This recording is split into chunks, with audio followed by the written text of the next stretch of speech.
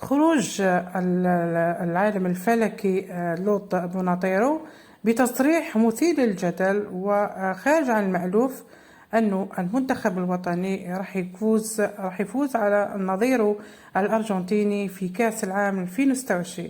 وارتفع منسوب الجدل والتفاؤل بشكل لافت على هذا التصريح، وليعتبروا فيه أن مؤشرات الفلكية قد تكون في صالح الخضر في أجواء مشحونة بالحماس والترقب قبل واحدة من أقوى المباريات في المونديال. نسمع تصريحاته. في كرة القدم العالمية يبدو حسب نظرة متوسطية للأمر الفلكي، وجدنا أن كل أو تقريبا كل المؤشرات الفلكية تدل على أن الوقت اللي راح يلعب فيه الفريق الوطني هو وقت جميل وفي صالحه. نحن نعلم أننا نلعب في سنة جديدة 1448 في شهر جديد، وليس أي شهر بل شهر محرم اللي هو شهر يعني الحرم من 4 أشهر الحرم، ويلعب بالليل، مما يدل على أننا في أوقات جيدة أيضا، سواء بالتوقيت الجزائري أو بالتوقيت الأمريكي.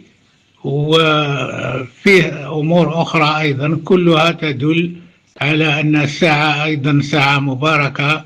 فبالتالي زيادة على أننا سمعنا أنهم فريق متجانس ومتفاهم، فكل هذه الأشياء تلعب في صالح فريق الوطني لكي يفوز بهذه المباراة، ويجب عليه أن يثق في نفسه ويعلم أنه كما يقول الله أنتم الأعلون، فيجب عليه أن يبذل كل جهده وسوف يكون من المنتصرين إن شاء الله. وفي المقابل تبقى كل هذه التوقعات مجرد قراءة خارج المستطيل الأخضر، لأن كرة القدم لا تعترف إلا بما يحدث داخل أرضية الميدان، حيث تلعب الجاهزية البدنية والانضباط التكتيكي واستغلال الفرص دور الحاسم في تحديد النتيجة. مع ذلك يظل الأمل حاضر والتفاؤل مشروع، خاصة عندما يتعلق الأمر بمباريات بحجم المونديال، حيث لا شيء مستحيل والمفاجآت دوما ودائما واردة. فهل ينجح الخضر في قلب التوقعات وكتابة صفحة جديدة في التاريخ، أم أن الواقع سيكون له كلمة أخرى؟